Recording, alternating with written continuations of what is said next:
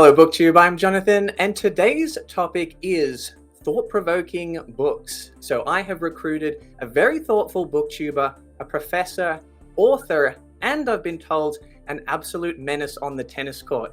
Philip Chase, how are you doing? I'm doing great, Jonathan. Thank you so much for inviting me here. I probably am more a menace on the tennis court than I am on BookTube, I think. It brings out the heat in all of us. The competitive juices get going. Yes.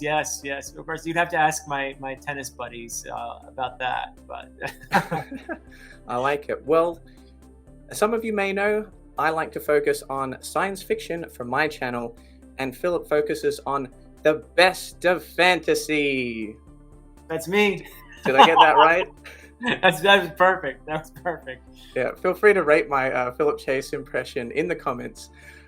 So what we're going to be doing is we're going to recommend 5 science fiction books, 5 fantasy books that we think you might enjoy, and they may have an awesome plot, awesome story, awesome characters, but why these particular books have stood out to us is because they were thought-provoking, whether it was something to do with the themes, the ideas that really stuck with us. So, Philip, I'm going to let you go first. What is your first recommendation for a thought-provoking fantasy book? Okay, well, I am going to do these unranked, right? We're not doing these in any particular order. Yes, is it any order you like. Okay, very good.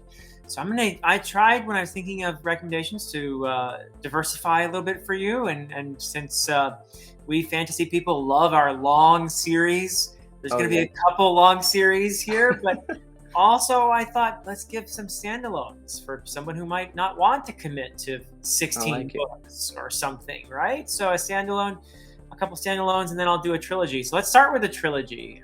The trilogy that I immediately thought of, because you're asking for thoughtful recommendations. Mm-hmm. So one that really gave me a lot to think about was N.K. Jemisin's The Broken Earth trilogy, which... Nice. Now, I've had a little friendly argument with A.P. Canavan, my excellent friend and sometimes nemesis.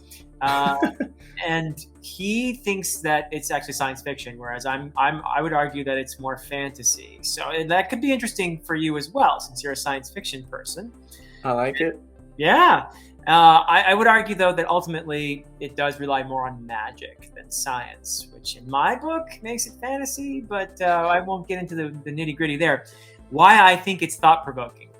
The incorporation of themes is magnificent, and I have never seen anyone portray oppression, but also resilience to oppression more convincingly than N.K. Jemisin does.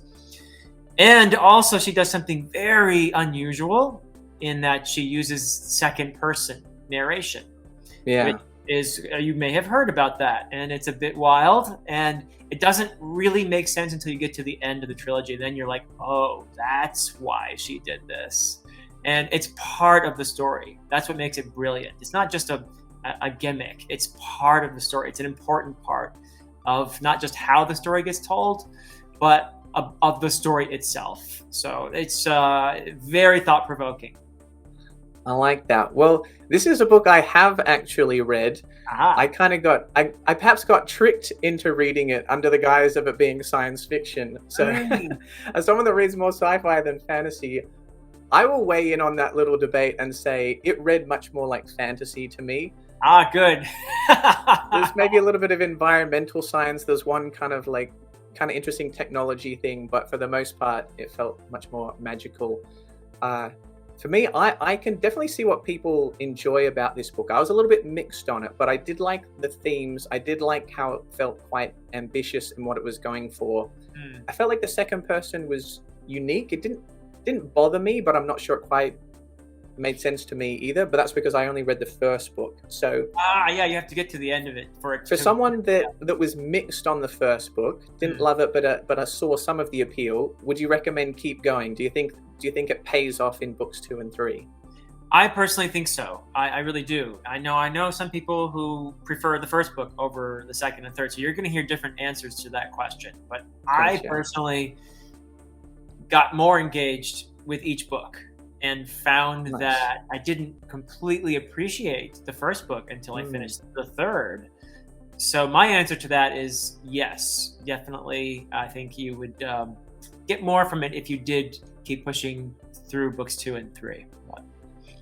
Yeah, it sounds like a pretty layered series, one that would perhaps be an interesting experience on a reread as well. I think so. Yeah. Awesome. Well, for my first thought-provoking sci-fi recommendation, I'm going to go with City by Clifford D. Simak. So this is a stitch-up novel. It is comprised of short stories where most of the characters and plots are somewhat unconnected, but there is a timeline within the world, the kind of the progression of humans, the human timeline.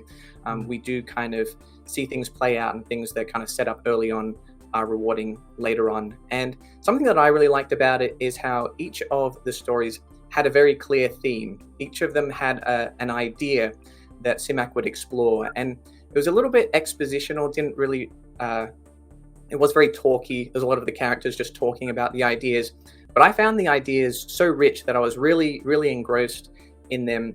Just to kind of give you like a broad example of one would be humans having the opportunity to take on technology as part of their physical form.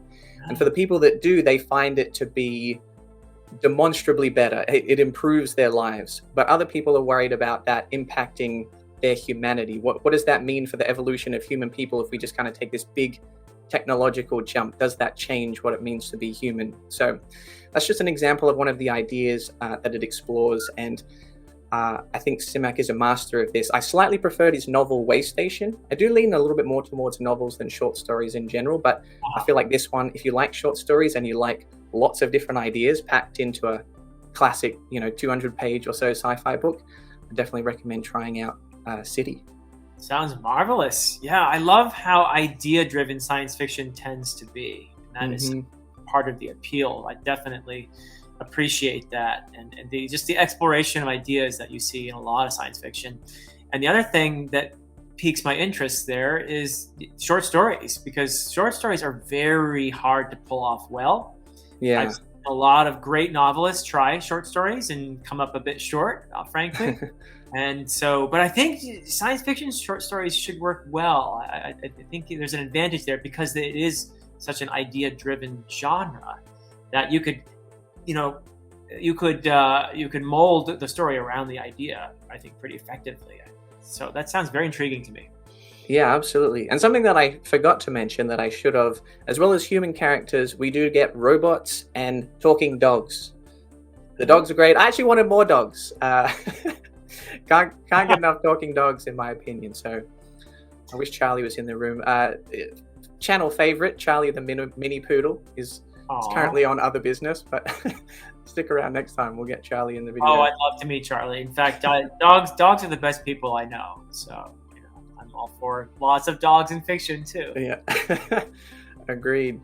All right, Philip, what is your second fantasy book? My next fantasy. Let's do one of those big sprawling series for you, Jonathan. How about that? So the one that springs to mind is The Realm of the Elderlings by Robin Hobb. Nice. 16 books long. And I don't know, I haven't done a word count thing. I don't think it's the longest in terms of word count, but it is certainly up there in terms of the number of books. And so it is separate. Well, the nice thing about it, though, is it is separated into various trilogies, and there's one tetralogy. So that's why there are 16 books. And so that would be what? Let's do the math here. 4 trilogies and 1 tetralogy, I believe. Yep. Yeah, that sounds right. So it's just, and I haven't actually finished this myself, but I recommend it because I'm just so blown away by what I have read so far. I've read the first 2 trilogies, and I'm now in the 3rd trilogy. And it is just an incredible thing. And the first trilogy introduces you to a part of this world that includes the 6 duchies. And you follow Fitz, and it's a first-person narration. It's Fitz telling the story of his boyhood up until young adulthood. The second trilogy goes to a different part of that world. It's the Live Ship Traders trilogy. And you made a totally different cast of characters, and it's told in 3rd person. And it's interesting. And so Hobb switches back to the locale of the original Farseer trilogy in the 3rd trilogy, which is the Tawny Man trilogy, and you get back to those characters. But slowly, what I'm seeing is that these 2 parts of this world are coalescing a bit in as we get further into the series as a whole. Nice. So it's kind of cool that she does that. But one of the best things about Hobb is just how beautifully she does characters. And I don't know any other author who writes characters who just seem so vivid, like someone you know in your own life and that you love and you feel invested in. And the relationships between these characters are just so convincing and so beautiful. It's just such a gorgeous thing that Hobb does. And so anyone who's a fan of her writing will just go on and on about how wonderful her characters are and how compelling they are. But she also weaves in some great ideas in these stories. She does some really cool things with, like, I won't give any spoilers here, but some very interesting things with the lifespans of dragons. Okay. Her in this series. Yeah, so it's really cool stuff that she weaves into. There's a lot of really just thorough world building. It's a bit of so each trilogy starts a bit slowly, but you get more and more invested that way into the characters and the world. It's like a slow immersion that it won't let go of you once you're there. So it's beautiful, beautiful writing. Yeah, Phillips is one of the Hobb champions. I feel like I hear nothing but good things about Robin Hobb. I haven't read the series, but it seems like all my BookTube friends are massive fans. And what's kind of funny is when sometimes people talk about it, they'll say, "Oh, this starts off with this story about this guy named Fitz," and I'm like, "Do you like Fitz?" And they're like, "Yeah, kind of. He's kind of annoying." I'm like, "Okay, well, is the story good?" And they're like, "Yeah, kind of. Like, not much happens." And I'm like, "Oh, it doesn't sound like you're enjoying it that much." And they're like, "No, it's the best thing I've ever read." Yeah. So it's definitely hitting on the prose, the themes, the ideas, and the way the characters and the story seem to develop across these multiple series seems very ambitious, but very well done. And it seems like perhaps a little bit less intimidating than just a straight up 16 book series, because you can just kind of jump into that first trilogy, and then if you want to read the rest of the series. Yeah, exactly. I think that is helpful for sure. Yeah. Do you like Fitz? I actually like Fitz. I actually do. I do like him. Fitz goes through a lot. So he has my sympathy. Poor Fitz. Some of it is self-inflicted, but mostly not. Yeah. So. Gotcha. Interesting. All right. Very cool. Well, for my second sci-fi recommendation, and I think you may have read this one, will be interesting to see. It is Frankenstein by Mary Shelley. Oh, yes. So an absolute classic, sort of proto-science fiction, kind of gothic, kind of horror is there as well. But I'm going to count it as sci-fi because there's fictional science used in order to create this monster, Frankenstein's monster, and that kicks off the story. And I reviewed this recently, and I connected with it so deeply because even though at times it feels a little bit over the top, the character reactions don't necessarily seem super realistic, at least from reading from a modern perspective. I loved how emotive Victor was. I felt like he was very flawed, but I loved the fact that he thought and felt so deeply. And the way he expressed himself, I think Mary Shelley is such a beautiful writer. It really connected with me. And Frankenstein's monster. And I don't even know if it's fair to call him a monster, but, but you'll have to read it and decide for yourself. But the way reading the book for the first time recently, it was so interesting to me how differently the character was in the book compared to how they're portrayed in popular culture, because they are so articulate, they are so eloquent, and this deeply philosophical. Very much so. And the fact that they've kind of had developed this sort of understanding of the world, their kind of unique form of intelligence and emotional intelligence through observing from a distance and reading books, but by being shunned from actual human interaction. I found it just to be absolutely emotionally devastating. So not quite what I expected out of a supposed kind of horror book. It wasn't really all that scary, but incredibly meaningful reading experience to me. Oh, I totally agree. Yes, I have read it. Of course, it is a classic that everyone should read. But I don't think many people who haven't actually read the book and only know the stereotype based on the monster in the original would be surprised to learn just, as you said, how articulate Frankenstein's monster is, how philosophical. he's not just a physical prodigy, he's a mental prodigy as well. And that's a really surprising fact, I think, that a lot of people would find who are reading it for the first time. Yeah. Have you happened to read both versions, the original 1818 text and then the revised 1831? I think I just read the revised one. Yeah. Gotcha. I read the original, so I don't think it changed that much. I feel like we had pretty similar reactions, so I don't think the core of the book changed. Yeah, but it would be interesting to read both and pick up on the differences if it changed any of our interpretations. Yeah, for sure. Yeah. All right. So, all right, is it my turn now? Yes. Let's go number 3. Okay. Let's give you a shorter one now, because I like it. I gave you a 16-book series. So we'll go with a shorter one. I'm going to go with one that I've taught many times in my fantasy novels course, and it teaches really well. And that is American Gods by Neil Gaiman. Oh, nice. Yeah, so he's written a lot of very thought-provoking books. And for me, American Gods is so teachable because it contains such wonderful themes that are there to be explored. There's a lot in there about identity, not just personal identity, but also cultural identity and where it comes from and how it works. And there's a lot in there about, of course, gods is in the title. And so if you're a mythology fan, there's lots of fun stuff in there for you. It also has tons of musical references. It's a cultural exploration in many ways of what America is and how America works. And one of the lines in there, without any spoilers again, is that America is a country that's not very friendly to gods because we are so changeable. So it's a really fun exploration. It is part mystery. It is part fantasy. It is part road trip novel, which is uniquely, I think it's a unique American thing, the road trip novel. And it's very much partaking in that tradition as well.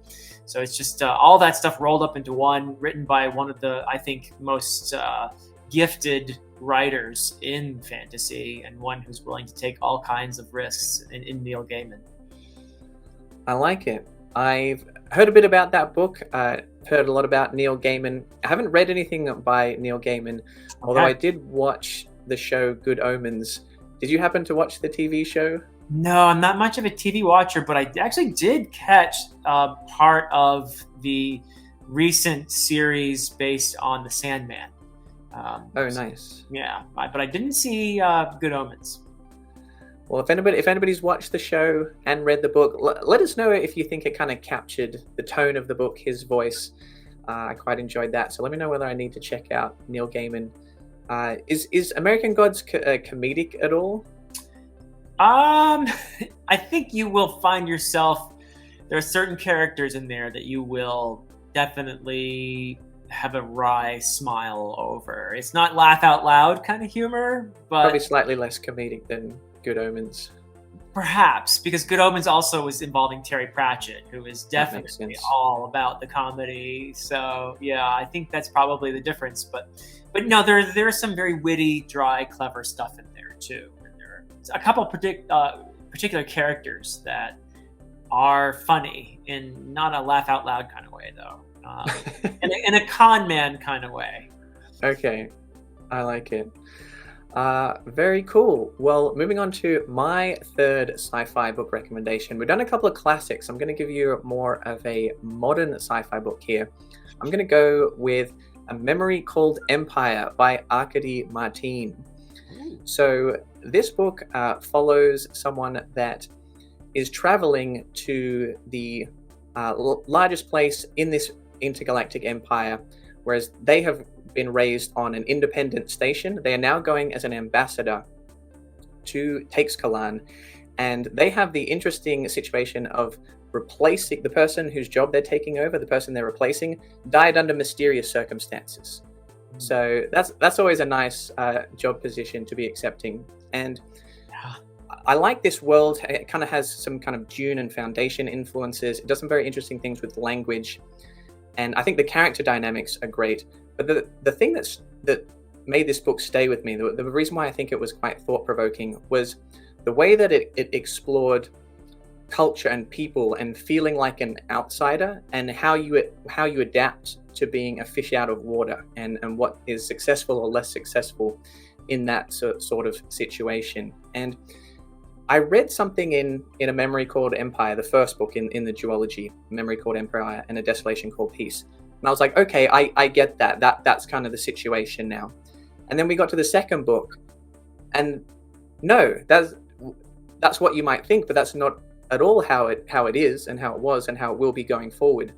And it totally made me question my own preconceptions, my own assumptions about being in that situation, and sort of really thinking about how I can perhaps learn, be a little bit more perspective, like learn from other people's experiences because of how they might be different from my own. It was a really kind of interesting exercise to try and put myself in somebody else's shoes while going through the experiences of the main character in this book. So yeah, very interesting thematically, while kind of some of that cool intergalactic space sci-fi stuff at the same time.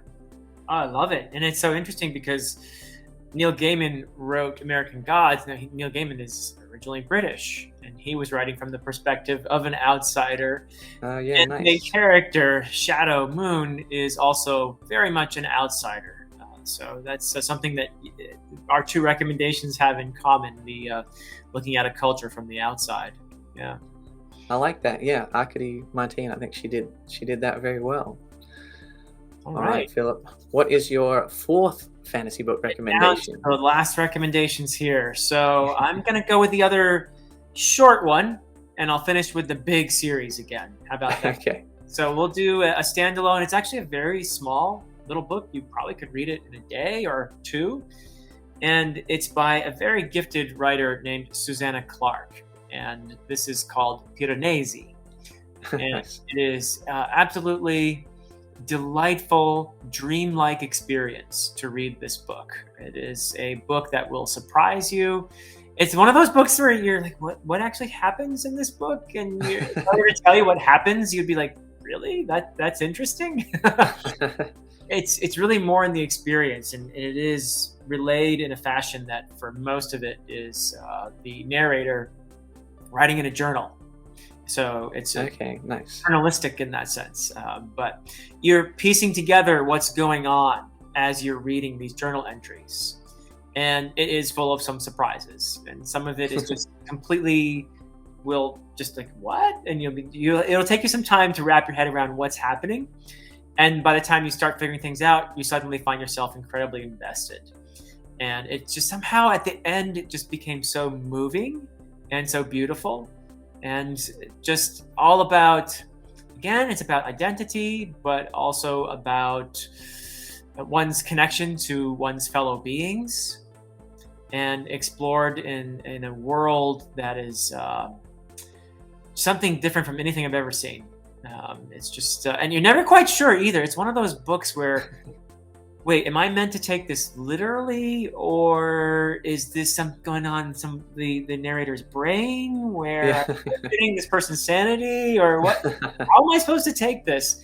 And it's just left so ambiguous in the most magnificent way that it invites you to ponder it. I love that. I believe that authors, I don't know how many books they've written. I feel like I hear of Piranesi, and is it called Jonathan Norrell and Dr. Strange, or Mr. Strange? Oh, it's Jonathan Strange and Mr. Norrell. Jonathan Strange and Mr. Norrell. So I feel like I hear people being a little bit mixed on that one, but I feel like I've heard almost nothing but praise for Piranesi. As a Jonathan, I was kind of rooting for Team Jonathan, but it seems like Piranesi is the most highly touted. They're very different books. So Jonathan Strange and Mr. Norrell is sort of a Napoleonic era fantasy that is written in a way that reminds you of Jane Austen or something like that. So it's pretty amazing what Susanna Clarke was able to pull off. And I love that book as well. But it's a big, sprawling book, and I was trying to give you something a little bit smaller. So I decided to go with Piranesi. For my classic sci-fi fans that are used to reading like 200-page books, I'm sure that's much appreciated rather than. Yeah. Well, I mean, the longer books can be rewarding, but it's definitely easier to get a taste for a new author or new genre with something that doesn't take a month to read. Yeah. Awesome. Well, something you said actually kind of reminded me a little bit of this author. This is one of my favorite authors of all time. For my fourth recommendation, I'm going with Cat's Cradle by Kurt Vonnegut. Oh, I love Kurt Vonnegut. Yeah. Awesome. Well, in Cat's Cradle, we have someone that sets off to interview the children of the creator of the atomic bomb. And in doing so, he learns about this substance that is called Ice-9, that it will freeze any water that it comes into contact with. And this kind of sets him off on this quest, this journey to learn more. And he ends up traveling to a Caribbean island where he learns about this kind of irreverent religion called Bokononism. And this was a really interesting read for me. I read it when I was in university. And at the time, I think I was more of a plot-focused reader. So I was loving the book. I couldn't believe how thoughtful it was, how funny it was. But the plot never really went where I expected it to. And it was only by the end of the book that I realized that the tale was not really the purpose of the book. It was the themes that it was exploring to do with war and technology and religion. And I've thought about this book so much since reading it. It's one of those few books that hits on a number of different layers, whether it's the sci-fi concepts, the sense of humor. I think it's endlessly quotable. I think I probably remember more Kurt Vonnegut quotes than any other author, and the themes, the ideas have stuck with me ever since reading it. So I think you can't really go wrong with any Vonnegut book, but I think that's a great place to start if you haven't tried him. Yeah, I have not read that book yet, but I am an admirer of Kurt Vonnegut. There's one of his short stories that I used to teach every semester, Harrison Bergeron, which perhaps you're familiar with, but it is a I think so. I've read pretty much everything from Vonnegut, but it might have been a while ago. I can't remember the exact short story. It's a dystopian look at America's future, and it's very satiric. So, and brilliantly done. Yeah, he's quite absurd. His humor might not hit for everyone. Some of his books are a little bit more kind of darkly funny. They're a little bit more heavy. And then some of them are just kind of almost straight up silly. Breakfast of Champions, I think he described as getting all the silliness out of his head onto the page. And there's a bunch of drawing, very amateurish drawings that he's thrown in there as well. So good for him. Yeah, Harrison Bergeron is definitely on the silly side. Okay. Of his psyche, yes, for sure. I like it. Well, you've been saving a big one for us, Philip. I have been saving a big one for you, Jonathan, and it is my favorite series of all time. And you could read this in different forms, I suppose. And the reason is there actually are two authors involved in the creation of this world, and they created this world by gaming it together for years. So you can imagine that there was a lot of world building done in those years of gaming, and that gave these two authors a playground essentially to write novels in. And so the two authors in question are Steven Erikson and Ian C. Esselmont, and they are the creators of the Malazan world. And the most famous series within all of these series is definitely the Malazan Book of the Fallen by Steven Erikson. It's a 10-book series. If you want to go all out, though, you could read all the series by both authors, and you'd be closer to about 30 books. So that would be a slightly more ambitious undertaking. But putting the epic in epic fantasy. Definitely putting the epic there, yeah. There's a huge range within that too, by the way. Some of it is very satiric and humorous, like the Vocally and Incredible Brooch novellas by Erikson. Some of it is, I guess you could say, horror and kind of a little bit more scary, and that tends to be more of the Esselmont books. But they're both just very, there's a shared humor that they have too. There's everything in Malazan. So there's humor, and there's epic, tragic, vast scope, and there is all kinds of. There are moments that one of the hallmarks of the Malazan series, and it's by any of the series by both authors, is this tendency to go against the tropes And so a lot of we fantasy readers, we tend to like our tropes, we tend to like our patterns, and we tend to want to know, okay, this is the hero. I'm rooting for the hero. And Erikson and Esselmont don't let you do that. They present multiple sides to people and you might think you know a character, and then later on you'll have a perspective chapter from that character, and you'll think, oh, now I didn't like that person before, but now I kind of do. Or you might see two characters in the series who maybe don't like each other in the beginning somehow connect with each other. Maybe they come from races that are at war with each other or cultures, but then what they're brilliant at is presenting you with these moments of connection and making you think, there is some humanity in this individual that I thought I didn't like very much, and so maybe I need to look at my own self. But Erikson is famous for saying that one of the major themes he explores in the Malazan Book of the Fallen is compassion. And there's a lot of tough stuff that happens in these series, but ultimately I find them so uplifting and beautiful because of that exploration of compassion and connection between people. And I find it's just so moving and beautifully done. By the time you get to that 10th book in the Malazan Book of the Fallen, the Crippled God, you better invest in a lot of tissue boxes. Yeah. I love that. I'm going to make a bit of an out there assumption about you here, Philip. Are you a fan of the underappreciated sidekick character? I like my underappreciated sidekick characters, for sure, yeah. The reason why I ask is because you seem to be a champion of Esselmont. Everyone's like, oh, you got to read Malazan, it's by this guy. And Philip's like, no. This guy too. I do think that Esselmont does not get enough credit because they co-created the world. Mm-hmm. And so, that's, in fact, Esselmont is one who introduced Erikson to gaming. So there you go. Played a pretty vital role in all of this. Plus, I love his books. When it all goes horribly wrong, we'll get Jesse Eisenberg or someone playing them in a Trent Reznor scored film a couple of years from now. We might just get that. That would be something. I would watch that film though. It was. I found it interesting when you mentioned compassion, because I was talking to someone, and I've forgotten who this was. So if I'm talking about you, feel free to put it in the comments, and I'll pin the comment. I was talking to someone on Discord, and I think I was trying to pitch them on the Hyperion Cantos books by Dan Simmons. Yeah, you have read them? I have read them. Awesome. Yeah.